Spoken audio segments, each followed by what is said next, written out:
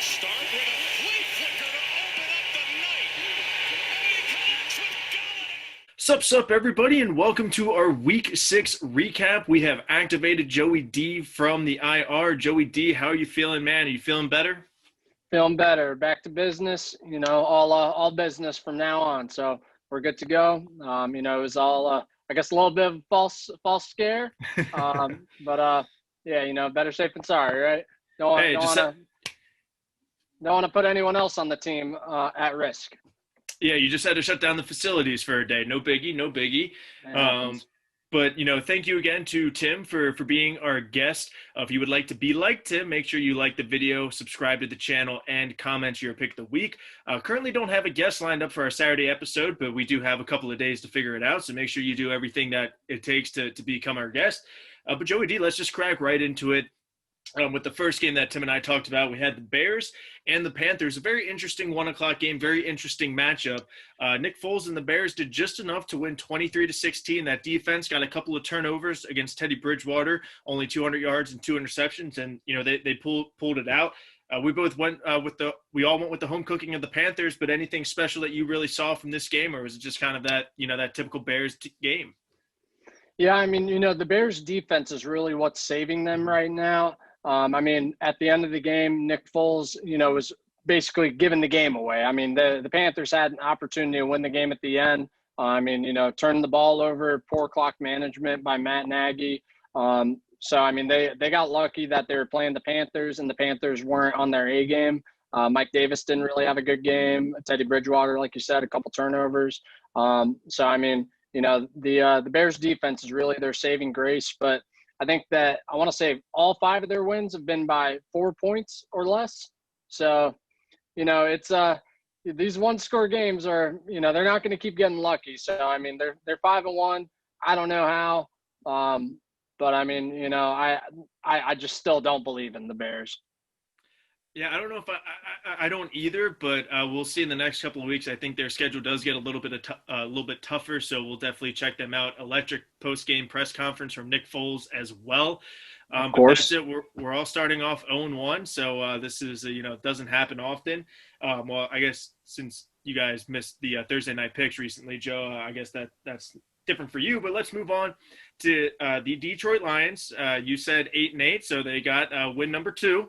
In Jacksonville against the Jaguars, winning 34-16. We all picked the Lions. This was pretty game over from the beginning. The Lions went up big, and there was never a doubt that they were going to win this game. Adrian Peterson and DeAndre Swift were running the ball really well. Matt Stafford had a 6 sidearm pass, and the Jaguars suck.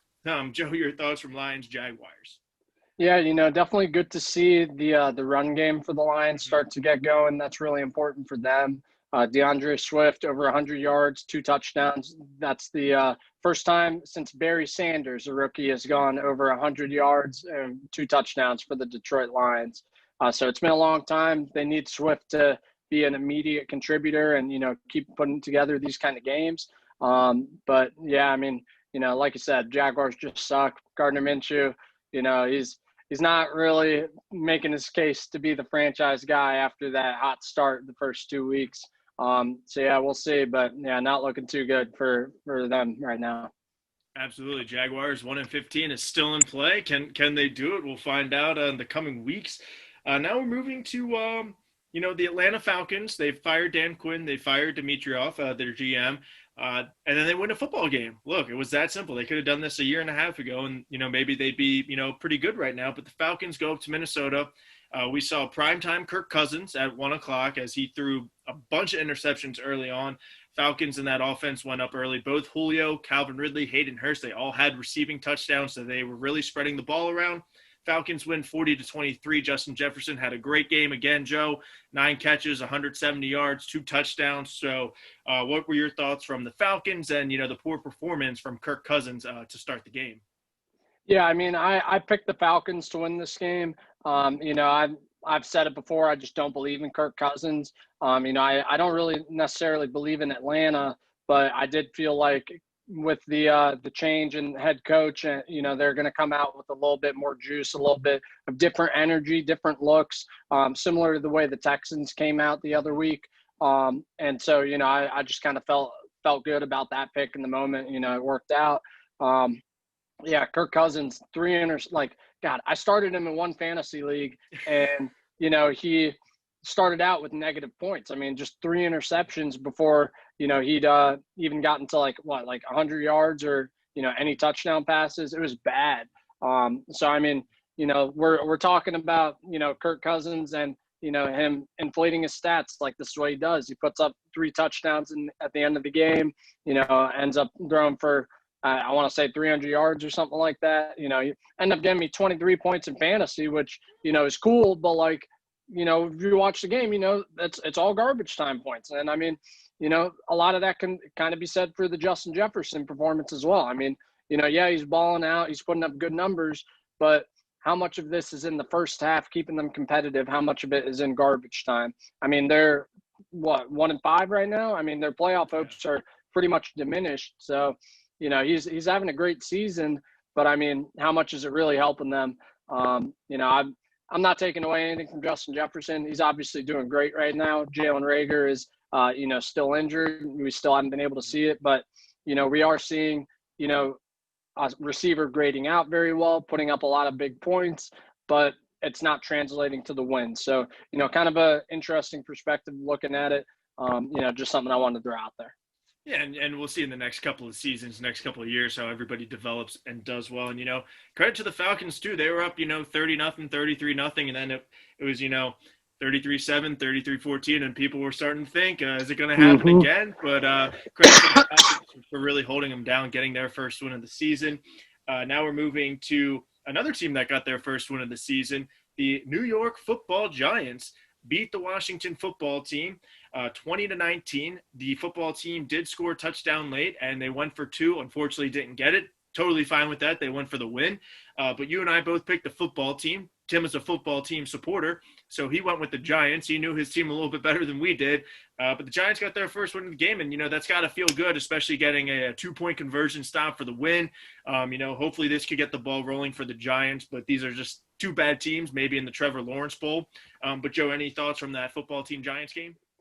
Yeah, I mean, like you said, they got their first win. That's, somewhat of a moral victory because, I mean, you said it, like, you're a 2-point conversion away from losing to arguably the worst team in football. We'll see it. We'll see what happens on Thursday. But I mean, Giants have not been able to really move the ball consistently on offense. Daniel Jones, I think 3 touchdowns, 6 interceptions right now.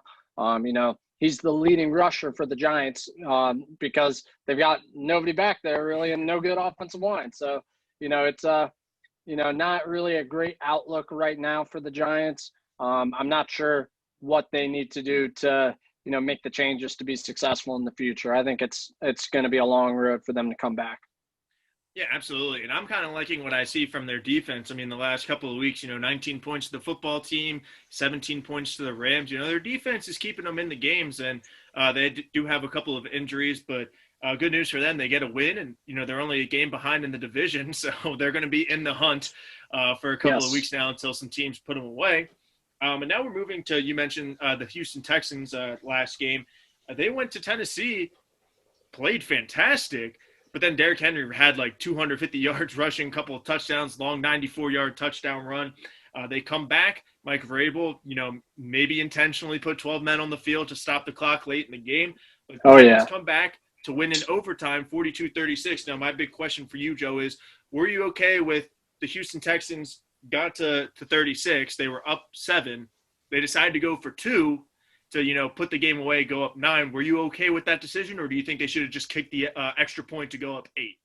Yeah, I'm absolutely okay with that decision. Considering the way their defense played that whole game, I think Romeo Crennel, he made the decision, let me put the ball in Deshaun Watson's hands rather than my defense and try to end this right now, make it a 2-score game.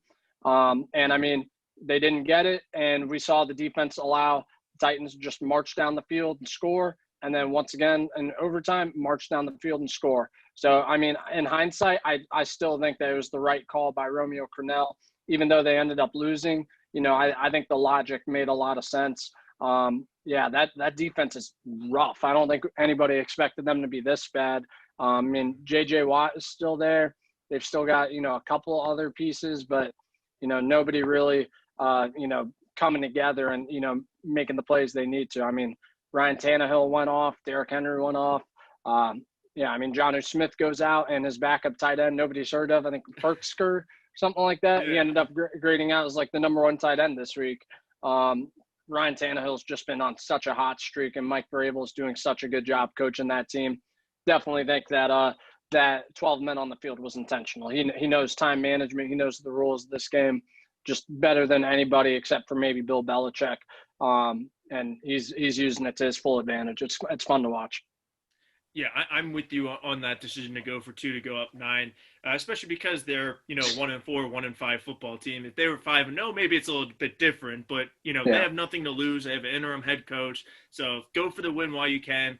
And my big things too is the Titans defense is still not doing good. They did very good last week against the Bills and Josh Allen. Only giving up 16, 20 points, but 30 points to the Jaguars, 30 points to Kirk Cousins and the Vikings, 30 points to, Deshaun Watson is a good quarterback, but they're still giving up 30-plus points. So they really need to tighten it up soon because they got the Steelers this coming up week. So they need to fix on that. But you nailed it with Ryan Tannehill. He's doing exactly what he's supposed to do. He's not going to beat you throwing 50 times a game, especially with Derrick Henry. Ground and pound. Throw it to the tight end, throw it to A.J. Brown a couple of times, and the Titans are going to be a successful team. Great matchup against the Steelers this upcoming week that we'll talk about on Saturday. Finally happening. Steelers and Titans are the final two of the 3 undefeated teams, so unless they tie, we'll be cutting one short of undefeated teams. And now moving to the Cincinnati Bengals and the Indianapolis Colts. Bengals went up quickly. Phillip Rivers had a couple of turnovers early on, still had a couple of turnovers late in the game. But the Colts came back. They scored twice in the final 5 minutes of the first half to get within 3 at halftime. And then they took the lead, and their defense did just enough against Joe Burrow to solidify the win. Colts win 31-27. Joe, your thoughts from that game?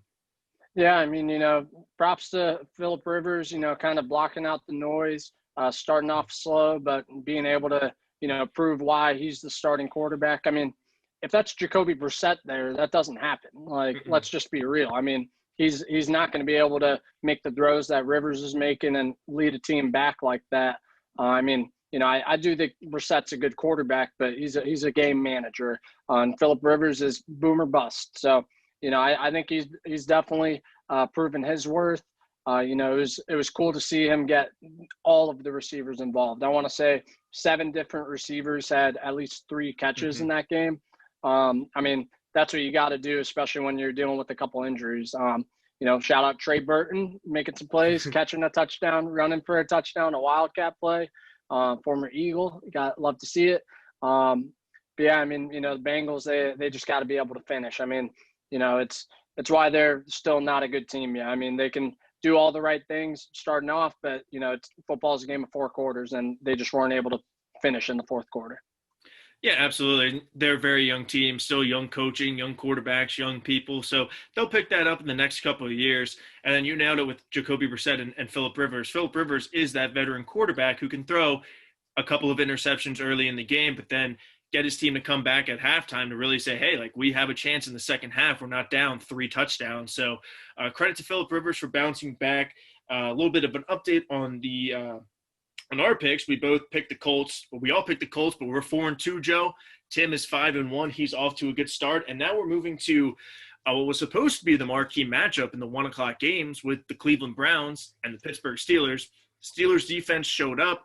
Baker Mayfield got benched eventually. Mason Rudolph even came in when Myles Garrett wasn't on the field. But Steelers dominate this game, win 38-7. Joe, any thoughts from this beatdown of the Browns? Yeah, Steelers just kind of show the Browns that they're not there yet. They had some good games. They were putting up over 30 points a game and going up against one of the top defenses, and they just couldn't do anything. Minkah Fitzpatrick set the tone from the start with that pick 6. James Conner running the ball well. He's at his 3rd game over 100 yards now. Even when Ben Roethlisberger isn't going off and throwing for 4 touchdowns, Chase Claypool in one game, they're still able to win and win easily. So it's it's good to see as a Steelers fan. Not so much if you're a Ravens fan or a Browns fan, because Steelers definitely look like a legit force in the AFC.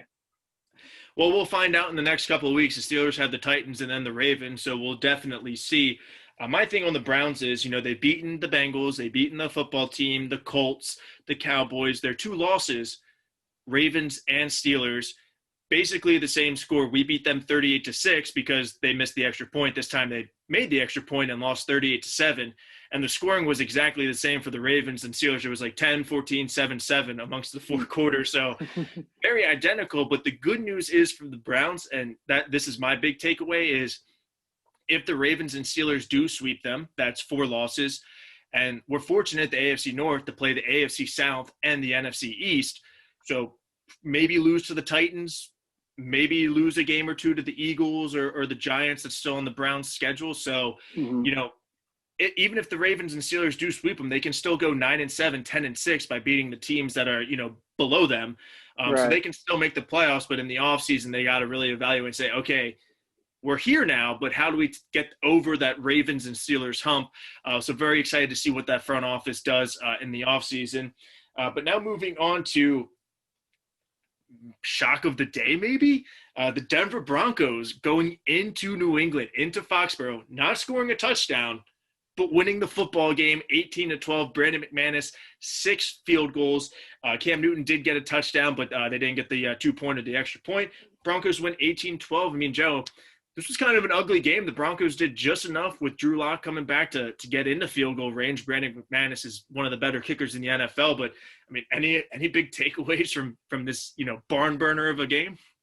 Yeah, I mean, for me, like I picked the Broncos to make the playoffs at the beginning of this year. And, this game I think showed a little bit of why. I mean, Vic Fangio outcoached Bill Belichick in this game. I mean, his defense was, running all sorts of different looks, shutting down Cam Newton with the read option.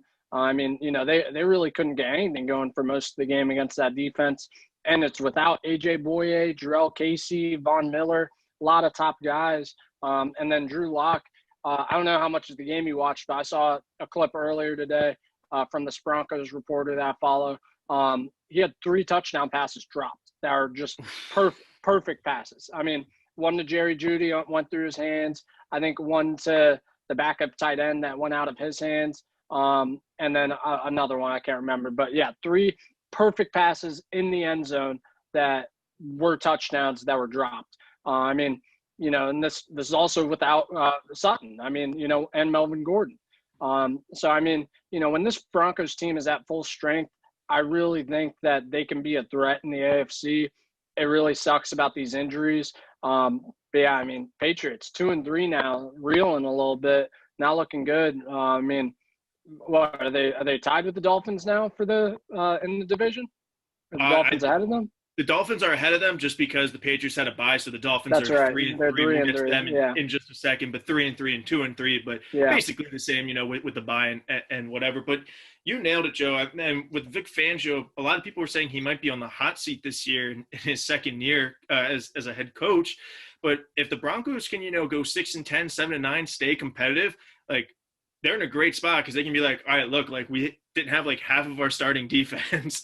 We were missing some key offensive pieces. If we just make a few moves here and there, we can really be dangerous. But the Patriots are 2-3.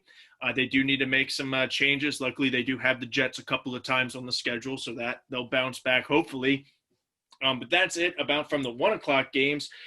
Joe, you and I are both we're 5-3. And Tim is 6-2. Well done to all of us. Now we're moving on to the team that is ahead of the New England Patriots and the Miami Dolphins, shutting out the Jets 24-0. I mean, Fitzmagic did great, but the big news was Tua came in to the game, was 2 for 2, 10 yards, and had a couple of running plays to eat out the clock. But big news this morning is after the Dolphins bye this week, Tua is now the starter. So Joe, let me ask you: at 3-3, Fitzmagic had 1,500 yards passing, 12 touchdowns, a 3-3 record. Would you bench him right now or replace him? I don't want to say bench, but would you put Tua in right now if you are the Miami Dolphins? I think it makes sense. I mean, if there's a reason that they're going in this direction, and it's because the division is still open, and they've got a chance to win it. I mean, if their defense is coming to play. I mean, that defense has been Absolutely. just lights out, playing real fast all around the ball. Brian Flores has those guys coming ready to play every week, and if Tua can improve that quarterback position, then yeah, this is a competitive team in that division. I mean, he only made a couple throws, but one of them was from his own end zone, rolling out to his left, hitting the out route. He's probably the only quarterback in the NFL that can make that throw, simply because he's going to be the first left-handed starter we've had since who was it? I think it's somebody Tebow. on the no, I think it's somebody on the Cowboys. Kellen Moore? Yes, Yeah. it was Kellen Moore. Yeah, yeah. So he's the first lefty starter since then. I mean, there are a couple different looks that you can do with that will throw a defense off. And I mean, he was able to take advantage on his opportunities. So I really am excited to see what he can do moving forward. I think it's a good call right now going into the bye, to give him that week, leading up to the bye as the starter, and then that full week of practice as well. So I think it's a good move by Brian Flores. I mean, right now I'm just trusting Brian Flores because he's been doing such a great job, and I just love what I'm seeing out of him. So I trust him to make the right call. If he thinks this is what's best for the team, I trust it is. And Ryan Fitzpatrick is just the absolute best guy to learn from and learn under. I think he gave a good quote today about all the quarterbacks he was learning under, primarily Carson Palmer, on just how much they were able to do for him and his development, and he just wants to pay it forward with Tua right now. Yeah, absolutely. And I agree with you. I think that this is the good timing, going into the bye and having, 2 weeks to kind of prepare as a starter. But I disagree with this decision. I think Fitzmagic stays in, mainly because he's been doing very well. If the Dolphins have been winning, kind of ugly, a couple of game-winning field goals and the stats just aren't there, absolutely fine. But Fitzmagic is doing a great job running this offense. Like I was saying, 1,500 yards, 12 touchdowns, a couple of rushing touchdowns as well. And he's putting up points for this Dolphins offense. Now, on the counterpoint, I'm not the Dolphins front office. I'm not Brian Flores. So if they really believe that Tua is going to take this team from, let's say, 24 points per game to 31, an extra touchdown or two, absolutely all for it. I just think at 3-3, if it ain't broke, don't fix it. And I feel like they're trying to fix it now. Now, if they were to play Fitzmagic and after 2 weeks they're 3-5, sure, put in Tua. But I think right now Fitzmagic is your best option to win, and I hope I'm wrong. I'm very excited to see Tua play in the NFL. So we'll see. His first matchup is against Aaron Donald and the Rams front seven. So hopefully he's ready and agile. Let's say that. I think so. But I think moving on from the Jets and Dolphins, we now have what was supposed to be game of the day in the Packers and the Buccaneers. Packers went up very quickly, 10-0, then a pick six, then basically almost a pick six back-to-back for Aaron Rodgers. Swung the momentum over to the Bucs side. Bucs then dominated the rest of the second quarter and the second half, win 38-10. Joe, your thoughts from this Packers-Bucs game? Yeah, I mean, I picked the Packers to win this game. I was feeling good about I was feeling good about Aaron Rodgers. And just the way that offense has been looking, especially with Devontae Adams back. And I just kind of liked Aaron Rodgers a little bit more than Tom Brady in this matchup. But I didn't account for how good the Buccaneers defense really is. I mean, Levante David flying all over the place. Like he is in contention for Defensive Player of the Year right now. He's earning the respect he's finally getting the national recognition for the respect that he's been deserving of over the last few years. I mean, he's been one of the top linebackers that just doesn't get recognized, but just comes to play week in, week out, and does his job at a high level. So I'm loving to see that. I mean, Ronald Jones out here just making plays, really taking the next step in year three. I mean, Rob Gronkowski is also starting to find his groove a little bit in the end zone, or in the red zone, I should say. So, the Buccaneers right now, they just look very dominant at very many levels. I mean, this might have been one of the most dominant wins we've seen of the season because of how they were able to do it. I mean, with the defense dominating, the run game doing great. Brady spreading the ball around to Godwin. Mike Evans didn't really do that much, but he didn't really need to. Gronkowski, their rookie out of Minnesota, I want to say Tyler Johnson, could be wrong. Don't quote me on that. Yeah, I mean, Brady's doing a good job, and Buccaneers just look legit. So, I mean, if it all comes together for the Buccaneers, the ceiling is the Super Bowl. Yeah, absolutely. And I believe that rookie from Minnesota is Antoine Winfield Jr. in the secondary, unless they took another guy from Minnesota. But I know that was their second-round pick. I think they did, the wide receiver. Okay, well, sure. They like the Golden Gophers then. My big thing from this is, especially with the Bucs secondary, that's kind of their biggest weakness on the defensive side. Bunch of young guys. I don't want to say no names, but just kind of average defensive backs. And once you get a pick six, and then you get another interception immediately to swing the momentum when you're down 10 points and then down 3 points, that kind of gets you to believe a little bit. That kind of gets you saying, hey, like, this is Aaron Rodgers, but we just got 2 picks back to back. Like, we are that good, or, we do have that ability to stop Aaron Rodgers, and credit to that Bucs defensive line in the front 7 to get pressure on him all game. And after those 2 interceptions, it was game over at that point. And your point to the offense, Brady spreading around the ball around. Gronk got his first touchdown of the season on a classic Brady Gronk to the post. So very excited to see what the Buccaneers can do. They do need to, do it consistently. We saw them do this against the Chargers with their offense. Then they went to Chicago, albeit on a short week, but then kind of not look good. So if they can really get that click, then they'll be good to go. And that was it for the 4 o'clock games, Joe. Only 2 of them. NFL, what's up? Like, come on. Now we're moving to Sunday Night Football, which we all picked the Rams. They lost to the 49ers 24-16. The 49ers, I don't want to say looked great by any means, especially since they represented the NFC in the Super Bowl last year. But Jimmy G looked healthy this game. He was really getting the ball to Kittle. Deebo Samuel now looks healthy. They were getting him more involved. And defensively, they stopped Jared Goff. I mean, Jared Goff was missing throws at the beginning of the game, and they just couldn't bounce back. They couldn't make those adjustments. So 49ers win. Joe, your thoughts from Sunday Night Football? Yeah, I mean, number one, Kyle Shanahan is just phenomenal as a head coach in his play calls and play designs. I mean, for the majority of that game, I'm pretty sure Jimmy G's average air yards were behind the line of scrimmage, like negative. I mean, it was all like screens, dump offs, slants. It was, very, very quick passes, get the ball out, just kind of get him comfortable, get his rhythm back. That Raheem Mostert injury is really unfortunate for them because, I mean, he brings a lot of juice to their run game and big plays. But I think leading up to this game, reporters asked Aaron Donald how he was going to stop Deebo Samuel, and his response was, "Who's that?" And he had no idea who he was. But I hope he knows after this game, since Deebo ended up having a great game. I think 6 catches, 66 yards, a touchdown, something like that. And he had the game-clinching play. It was like 3rd and 7. He ran for 8 yards, little like push pass. Yeah. So he got enough yards to get the first down and put it away. So yeah, Aaron Donald, man, his name is Deebo Samuel. Put some respect on his name. Yeah, I mean, that defense really showed up.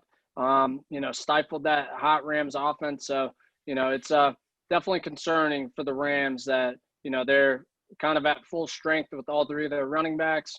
None of their receivers are injured. Their O-line's fine. And the 49ers D is banged up, and they're able to shut them down. So, I've never been, as high on Sean McVay and his offense as a lot of people have been. I mean, he obviously went off against the Eagles a few weeks ago and made us look bad. But, I mean, it can be stopped. It can be defended. Absolutely. And, I mean, the 49ers had a great game plan and executed it well. Yeah, and the Rams offense and Sean McVay, need to figure it out, because next Monday night they play the Chicago Bears, a very stingy defense again, so they really need to pick it up. Luckily, I think their defense will do just fine against the Bears offense, so but we'll see if they can make the offensive adjustments. So now we're moving on to Monday night because of, this pandemic. We're having more Monday night games, which I'm all for. Starting at 5 o'clock, Chiefs, Bills. It was raining in Buffalo. That was that cold rain, 45 degrees. The Chiefs ran the ball very well. Edwards-Helaire did great. Chiefs win 26-17. The Bills have been struggling the last couple of weeks. That offense just hasn't been clicking, going up against, some decent defenses or at least some decent coaching. But Joe, your thoughts from the first Monday night game with the Chiefs winning? Yeah, I mean, they had a deep backup offensive line in there. I mean, not as bad as the Eagles' offensive line, granted, but they had, I think a third string guard in there, a couple more backups along the O-line, and they ran for, was it 250, 300 yards, something like that. Yeah, it was unreal. I mean, Edwards-Helaire was going off. He just had huge holes to run through. I mean, he was running for like 7-8 yards a carry the whole game. I mean, it was just if you're going to allow that to the Chiefs, then you're not going to win. I mean, if you're going to let the Chiefs run the ball, Andy Reid is not known for running the ball, and he ran the ball more than he pretty much ever has in his whole coaching career, because it was working. I mean, they just didn't stop it. I just didn't really like the Bills' defensive game plan. They didn't really send many blitzes at Mahomes. They just weren't able to stop the run. It's definitely concerning for the Bills on their defense is supposed to be their strength. And, they, slowed down the Chiefs to a degree, but if you're allowing that many rushing yards and that much time possession, I mean, you're not going to win the game. Yeah, absolutely. And, certainly not scoring 17 points against the Chiefs is going to do the job either offensively. And we saw early on, I don't know if it was the rain or what, but Josh Allen started like 0 for 5, 0 for 6. He was missing throws. He got a couple of drops. So against the Chiefs, you pretty much have to play a perfect game, like we saw last week with the Raiders. They're basically a perfect game, and you got to get some turnovers. And unfortunately, the Chiefs are just one of the best teams, probably the best team in the NFL, and they're scary now because they just showed everybody, like, hey, like, we'll run the entire game and beat you still. Like, so you better. And I was without Le'Veon. Yeah, and I'm very excited to see Le'Veon next week in that offense, especially with Allaire and maybe who knows. This is going to be a fun offense to watch. Hopefully the Ravens can beat them in the AFC Championship, but it's looking harder and harder now. Yeah. But yeah, Chiefs come out victorious, and now we're moving to the regularly scheduled game. Arizona Cardinals and Dallas Cowboys. Andy Dalton's first start, replacing Dak Prescott, did not look good. I'm not worried, but it was the Kyler Murray show. He stays undefeated in that stadium, which was said about 150 times in the broadcast. The Cardinals win 38-10. Would have been a little bit of a closer game, but DeAndre Hopkins had a big catch to set up a touchdown. Kenyon Drake running out the clock had a 70-yard touchdown run, which I'm sure won or lost many fantasy matchups. It definitely helped my matchup put it away. But Cardinals win. Joe, any thoughts from, the Cardinals or the Cowboys, both? What were your thoughts from the game? Yeah, I mean, for the Cowboys, I think they should definitely be concerned. I mean, if Andy Dalton's going to be successful, they have to be able to run the ball successfully. And right now, Zeke looks like a shell of his former self. Mm-hmm. I mean, putting the ball on the ground, and I think he's got 5 fumbles, which leads the league right now. He had 2 last night. I mean, exactly. I mean, it's like he just keeps doing it, and we're only 6 games in the season. It's just been bad. Nothing's really going well for the Cowboys right now.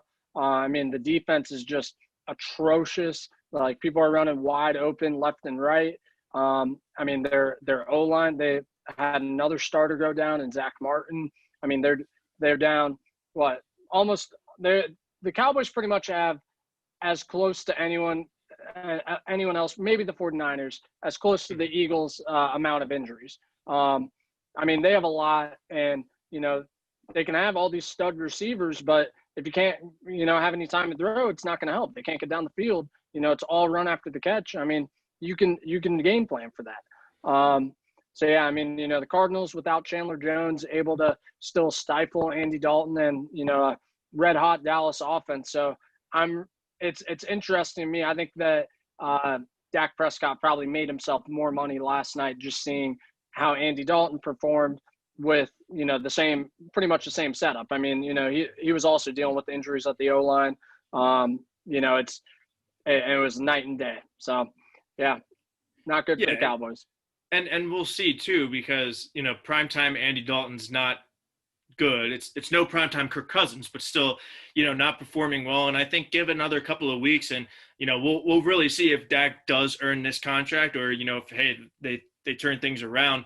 But they have too many weapons where it's like, if you shut down Zeke, okay, fine. We have CeeDee Lamb, Amari Cooper, Dalton Schultz, Michael Gallup. Or it's like, okay, fine, you stop the passing game. We have Zeke Elliott and then Tony Pollard. So, the Cowboys do have the pieces, and we'll see if Andy Dalton can kind of click with this offense. But a couple of reports today about the coaching staff. Were you reading about that, Joe? I mean, yeah, that's not good, especially when you hired a new coach and a coaching staff this season. I mean, basically the players were saying that they come unprepared, especially when Mike McCarthy said last night that he thought that this was the most prepared week they were this season. And then the players the next morning being like, yeah, no, they weren't prepared at all. I mean, that's a lot of turmoil for a team, especially who losing your quarterback.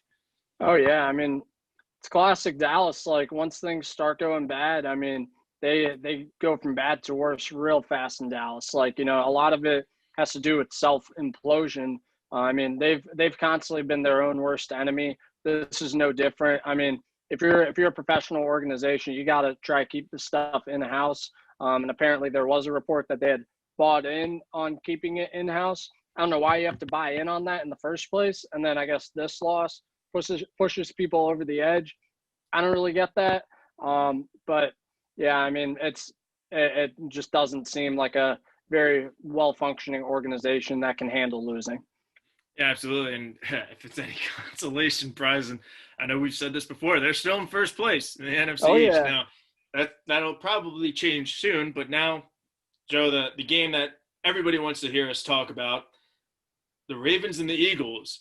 Boy, did the Eagles make it interesting, and boy, was I sweating. I was talking a lot of trash talk before the game and in the first half, and then I was pretty silent in the fourth quarter to a bunch of my friends who are Eagles fans. Joe, Aaron, Maddie, Amy, what's up? Say hello in the comments. But I got real quiet in the fourth quarter, but the Ravens pulled away 30-28. Joe, I know we'll be talking about the Eagles in just a second with their Thursday night game, so let's be a little conscious of our time. I'll put on the timer. You get 2 minutes, I get 2 minutes, and then we'll see where the conversation goes. Does that sound good to you? Sounds good. Awesome. And your 2 minutes starts in 3, 2, 1, go. So, yeah, when this game started, the big concern was, is our offensive line going to be able to hold up against, a really strong Ravens defense? Can our receivers get open? Off the bat, we saw first play, Calais Campbell sacks Carson Wentz after just blowing past Jamon Brown, our fourth string right guard. So that was pretty much the story of the first half. Offense not able to get going, get out of their own way. A lot of missed opportunities. On that first drive, John Hightower, if he catches that pass, could have been a 90-yard touchdown right there. So, very unfortunate there. Rookie making a rookie mistake. He did redeem himself later on. But yeah, more self-inflicted wounds with Miles Sanders dropping a touchdown at the end or in the first half. Us choosing to go for it, not getting anything out of it. Just a lot of self-inflicted wounds. Defense just, can't really help out the offense when, Carson Wentz turns the ball over. A lot of people kind of getting on him for that. He has continued to turn the ball over in his own territory. But, he's dealing with so many injuries and so few weapons and so many drops, so many wrong routes. He's just putting too much on himself and he's got to get down there. But, yeah, he's trying too much to play hero ball. But the defense has got to pick us up. Second half, I was really surprised with the way the offense was able to kind of get it going and get together. Miles Sanders had that huge touchdown run, it was a huge run, which he then fumbled. J.J. Arcega-Whiteside recovers it. If there was someone less God, I can't believe he was the one who scored the touchdown because he does not deserve it in any way, shape, or form. Just a blocking guy who just got lucky. Great, cool. We got the touchdown. That's awesome. Went for two. I like the choice because with our offense sputtering so much, we don't know how many times we're going to be able to get down there. You got to take as many points as you can. Jake Elliott was missing field goals this game. So I think it was the right call to, go for those points. Travis Fulgham showed up in the second half, made some plays, got another touchdown. That's 3 touchdowns in a row. First Eagles receiver to have touchdowns in 3 in a row games since Terrell Owens. There's some good. The second half, Carson Wentz was battling. I don't see how you can put this loss on Carson Wentz when, the defense is not helping you out. The offensive line is in shambles. By the end of the game, Carson Wentz and Jason Kelce were the only starters left on the offense since Miles Sanders and Zach Ertz both went out, and both of them are going to be out for a couple weeks. And then on the defensive side of the ball, Malik Jackson, he's also out for a couple weeks. So, it's just one thing after another. What's new? Injuries. It sucks, but it was a good game. Did not expect us to be able to fight back that much. Yeah, absolutely. And, I let you go on longer because I just love hearing about, how bad the Eagles were and, that they lost the game. I wasn't sure where I was at. I thought I might have nailed it. You had 3 minutes. So you were within like a minute. You didn't say anything. You didn't give me a warning. Everybody give Joe crap in the comments. But for me, I don't know what to say about the Ravens because our offense puts up 30 or more points, and I just feel like it's not enough. But you nailed it. I'll just kind of go off what you're saying. Calais Campbell, this is why we traded for him. We needed a pass rush. He had 3 sacks, especially without Brandon Williams, without Derek Wolfe. So Calais was getting in Carson Wentz's face the entire game. That's what we needed. That's why we got him. Patrick Queen, Defensive Rookie of the Year. Without a doubt, that was a great draft pick by the Ravens. Marlon Humphrey punching the football out. There were a lot of forced fumbles, a lot of, almost forced fumbles. Went out of bounds. Yeah, but, so he was almost bounced to the first down, too. It almost got us the first down. Almost did. And my thing, too, is, with the comeback at the Eagles, it was very good by Carson Wentz. He was taking some hits, still staying in the pocket, making throws. The receivers are getting open. But, when your defense is on the field for almost the entire fourth quarter, of course you're going to, give up some yards, give up some points. So offensively, Lamar, man, I love you. I got you on my shirt. Thriller, I got your jersey right there. But can you not throw sidearm every single pass? And I think this is so part of him being a young quarterback. We've seen in the last couple of weeks he's gotten really good of, either throwing it away or just running out of bounds or kind of going down and taking that 4 or 5 yard 6 loss on the sack. So that's happening a little bit more, but I feel like he's still trying to always make a play on every play, always see if we can get that, receivers just run around, somebody gets open. So sometimes it's okay, Lamar, to throw the ball away or just go down, take that 5 yard loss on the sack. And I've been saying this, our offense is built on getting, 4 to 6 yards on first down. We're at 2nd and 4.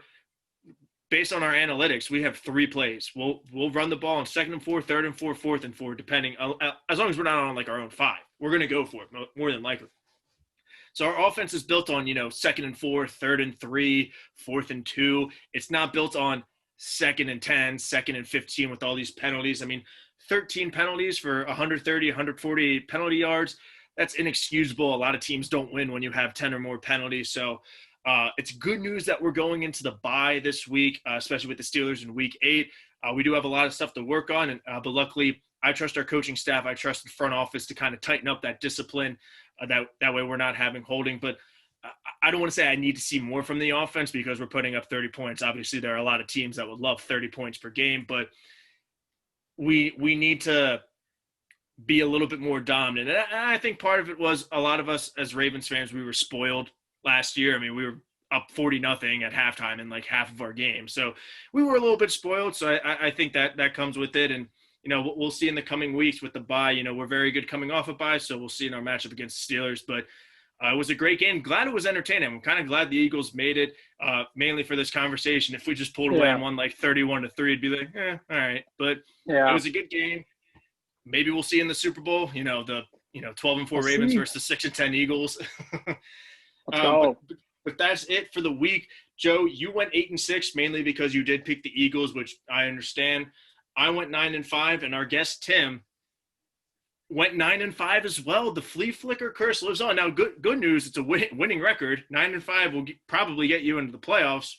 But can our guest this week and this weekend for week 7, can they get over the 9-5 hump? There might be a little bit less games, so we'll go off win percentage with that. But Joe, that was a fun week of the week 6 of the NFL season. Now moving on to week 7, we were just talking about the Eagles.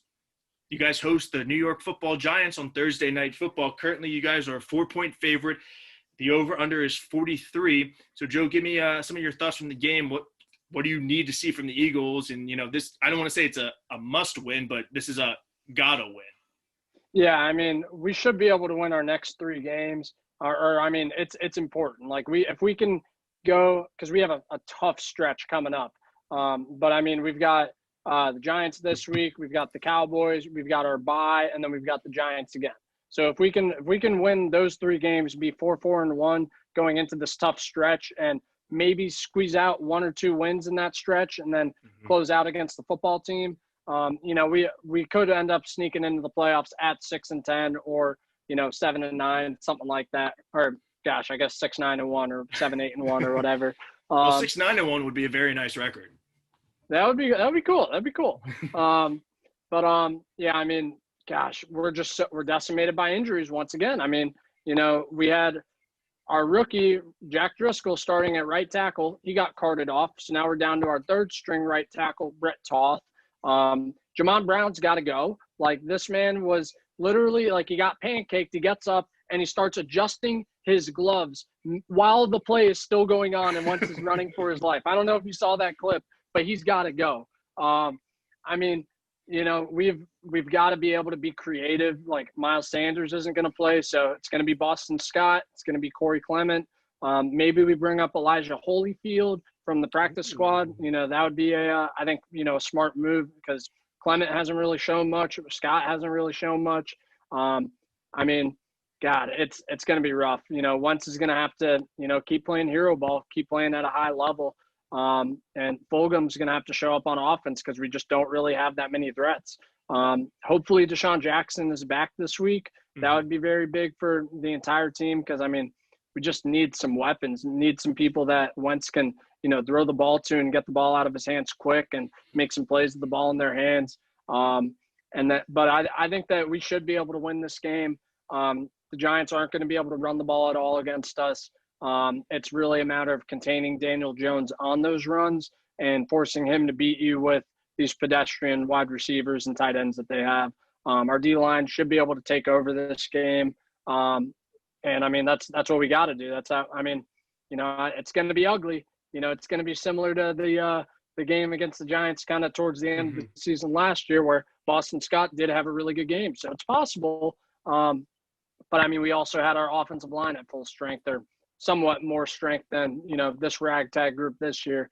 So we'll see. But it's going to be close. But the way that Doug Peterson is coaching right now and the way Carson Wentz is playing, it is encouraging. And I think that they're hanging in there with 2 of the best teams in the NFL, and the Steelers and the Ravens. I mean, they put up 57 points. Well, yeah, I mean, I don't know. I mean, statistically, the defenses are 2 of the best, and we put up 57 points within the last 2 weeks, compared to the Browns, who've been putting up 30 points, over the last 4 weeks, go and play the Steelers and only manage 7.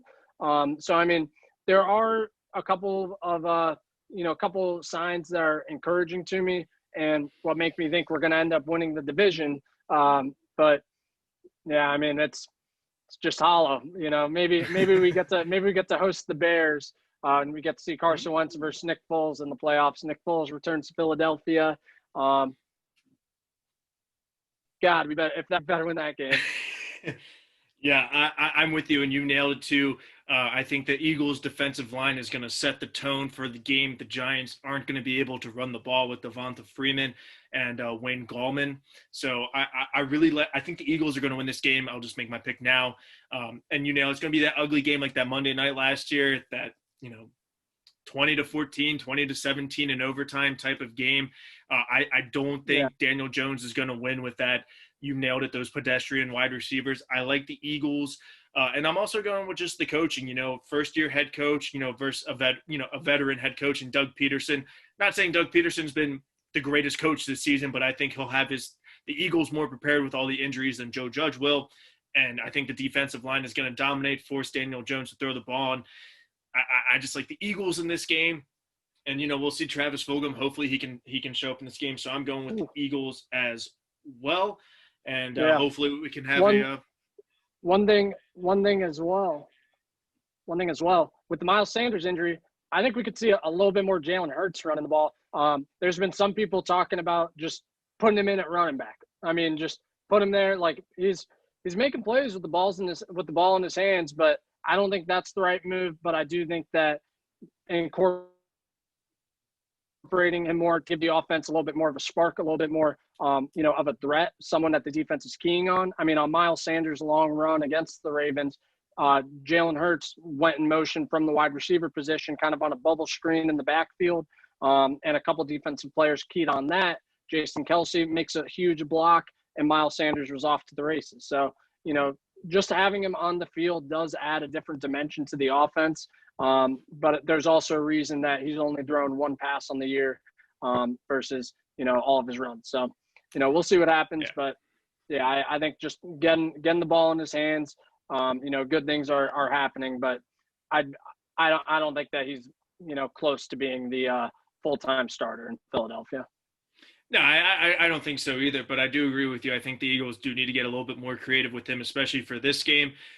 On a short week, too, even without the injuries, it's something that the Giants haven't really seen, or really anybody in the NFL, so you can really come out, get some electric big plays out of Jalen Hurts. Unfortunate last name, though, for being an Eagles player, but I know. Hopefully maybe this is the curse that's lifted. I mean, we're both going with the Eagles. The Eagles are going to win. So that wraps it up for this episode. Joe, any final words about Week 6 or upcoming Week 7 of the NFL season? I mean, just another week, more injuries for everyone. I mean, it's just like, God, it's so rough right now. Like I just really think that this season, it was just not really handled the best way by the NFL, especially compared to like the NBA and the NHL. I mean, so many injuries, a lot of, COVID tests positive. Looks like the Titans are not going to be facing any disciplinary action. But karma, they did have Taylor Lewan tear his ACL, which is terrible, and you hate to see. I mean, one of the best left tackles in the NFL. So, just like I said, another example of, injuries on this injury-riddled year. Just really makes it, a lot tougher to watch and a lot, less entertaining when all these big stars aren't playing.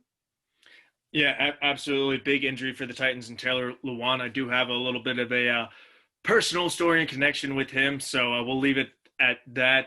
But yeah, hopefully the Titans do get some sort of penalty, especially if it does happen again. But I'm with you. We're in Week 7. I'm still excited that football's happening. Hopefully we have a happy recap when we record Saturday morning from Thursday Night Football. And we still need a guest, as I said at the beginning of the episode. So if you would like to be our guest, like this video, subscribe to the channel, and comment your pick for either Thursday Night Football or give Joe crap in the comments, give myself crap in the comments, whatever you want. And then hopefully we'll be in contact about being a guest on the show. But until then, everybody, let's enjoy Thursday Night Football, and we will see you on Saturday. Peace.